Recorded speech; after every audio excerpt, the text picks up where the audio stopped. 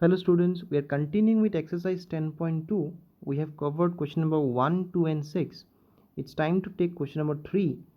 And if you read the question, you will get a situation like this. There is a circle with center O and there are two tangents, and the two tangents are inclined to each other at an angle of 80 degrees. So this whole angle is 80.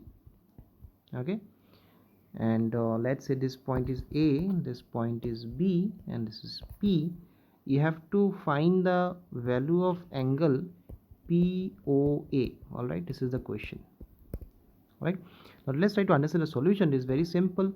The tangent is perpendicular to the radius is perpendicular to the tangent. So this is 90, this is 90. This I think I've understood. So can you tell me the value of angle AOB? How will you find angle AOB? Sum of all the angles in a quadrilateral is 360. So AOB will be 360 minus 90 minus 90 minus 80. Have you understood this one? I hope you have, right? So how much it will be now? AOB will be 100, I believe. So this entire angle is 100. Now interestingly, you have to find angle POA. POA is not 100. AOB is 100. Now how much will be POA? So for that you have to prove that AOP and BOP are congruent. We have already done this while doing theorem 10.2. So AOP, triangle AOP and triangle BOP will be congruent. So basically, please observe carefully, these two angles are equal by CPCT. The entire angle is 100, and while these two angles are equal, they will be of 50 degree each. So this angle is also 50 and this angle is also 50. So my question was, how much is angle POA? So POA is obviously 50 degree. This is an extremely important question, very important question from examination point of view. This comes for 1 mark as MCQ. Alright, next up, let's take the question number 4. Please read the question from your textbook.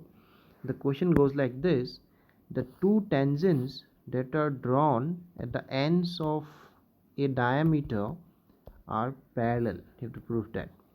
So I'm taking a diameter, and on the two ends of the diameter I'm drawing two tangents, and you have to prove that these two tangents, that is PQ and MN, are parallel. Alright, this is something you need to prove. The proof is again very simple. We know that the radius is perpendicular tangent. So how much will be this angle? 90. How much will be this angle? 90. Right? Now look at the figure carefully.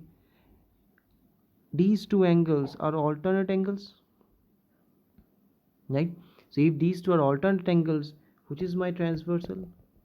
Obviously my transversal is the AB. So AB is the transversal. So if AB is a transversal and these two are alternate angles, and obviously they are equal, 90-90. So obviously you should have PQ parallel to MN. Then only these two angles can be equal. Alright.